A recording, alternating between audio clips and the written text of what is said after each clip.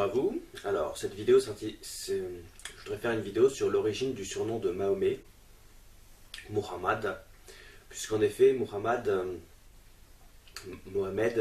ce n'était pas le vrai nom de Mahomet, son vrai nom c'était Qutham.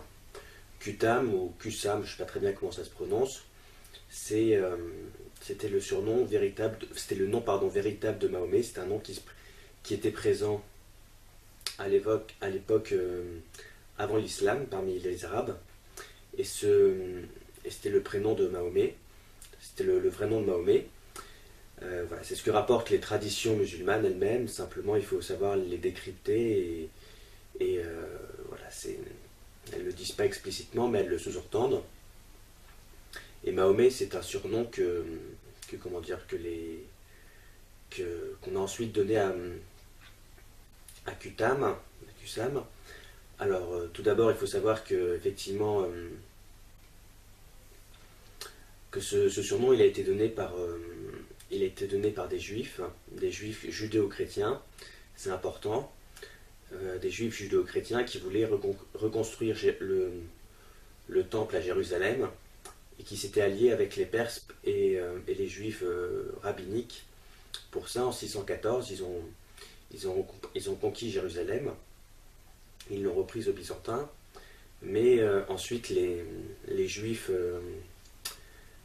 rabbiniques et les Perses, enfin les juifs rabbiniques ont demandé aux Perses, qui étaient les maîtres de la ville, de les expulser de la ville. Et à ce moment-là, Mahomet, et à ce moment-là, ils ont été expulsés, aussi bien les juifs judéo-chrétiens, les nazoréens, que leurs alliés arabes. Et suite à ça, Mahomet a composé un certain nombre de sermons destinés à relever le moral des troupes, relever le moral des judéo-chrétiens, parce qu'il voulait à tout prix reconstruire le temple à Jérusalem pour faire revenir Jésus. Et c'est à ce moment-là qu'on lui a donné le surnom de Mahomet, de Muhammad, qui vient du livre de Daniel en fait. Daniel chapitre 9, 23 et chapitre 10, versets 11 et 19. Muhammad en fait c'est la traduction dans ces deux chapitres.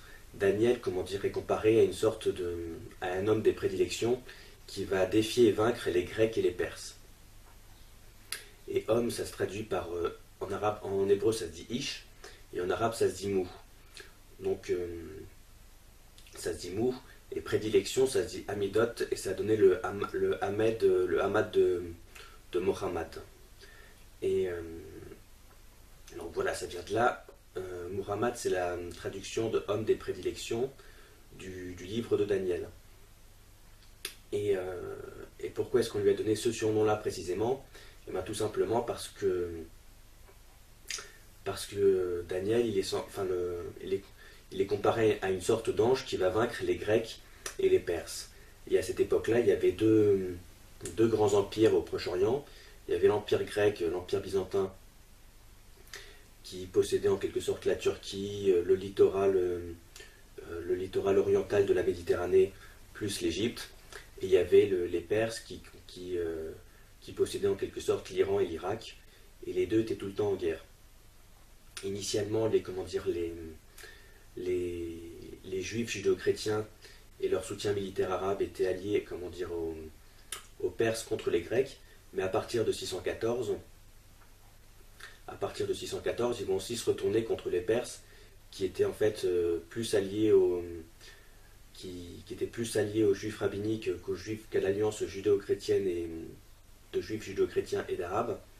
Et c'est à ce moment-là qu'ils vont aussi se retourner contre les Perses. Et c'est dans cette perspective-là que Mohammed, qui était une sorte de prêcheur arabe censé convaincre les Arabes de se rallier à la religion des judéo-chrétiens pour conquérir Jérusalem, va gagner ce surnom de homme des prédilections, qui est censé vaincre les Perses et les Grecs, et qui se traduit en arabe par Muhammad. Alors, c'est l'ensemble de ces sermons que Mahomet a pu dispenser à la suite à la suite de leur expulsion de Jérusalem, elle se retrouve dans la sourate 48, la sourate dite de la victoire éclatante.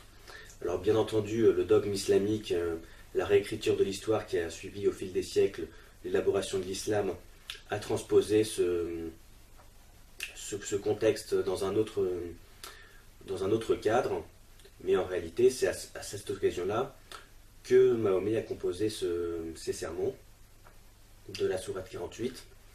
Et il faut savoir comment dire que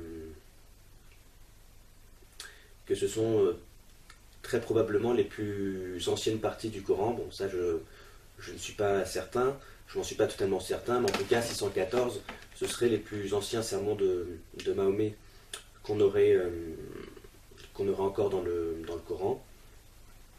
Et c'est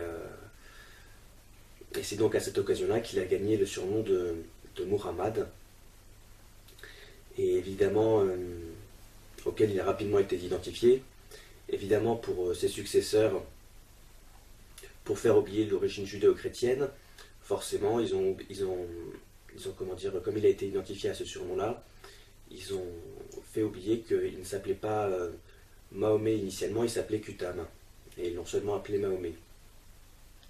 Mais ça vient de là, et c'est pas du tout inintéressant de savoir qu'en gros,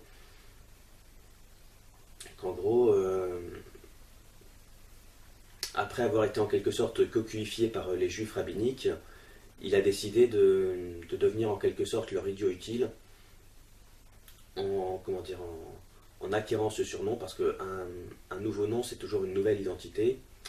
Par exemple, Abraham dans la Bible, il devient Abraham. Jacob devient Israël. Dans Star Wars, par exemple, Anakin Skywalker, quand il passe du côté obscur de la Force, il devient Darth Vader. Et lui, il a gagné ce surnom le jour où il, en quelque sorte, ils ont été en quelque sorte cocuifiés par les juifs rabbiniques, et qu'ils ont en quelque sorte décidé de devenir leur idiot utile, en roulant désormais pour leur propre compte, si j'ose dire.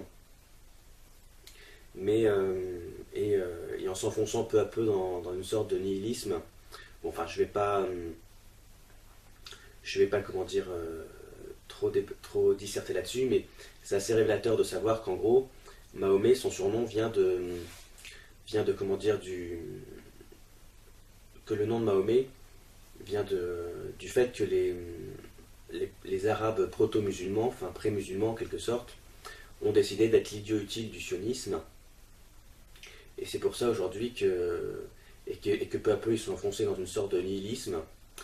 Et voilà, c'est pour ça qu'aujourd'hui on peut constater dans les mouvements pro-palestiniens qu'il y a deux tendances. En gros, il y a ceux qui sont clairement ils sont clairement une position tiers-mondiste, alors que tiers-mondistes qui au final, quand on voit leur position, ils sont en quelque sorte les idiots utiles du sionisme sans même s'en rendre compte.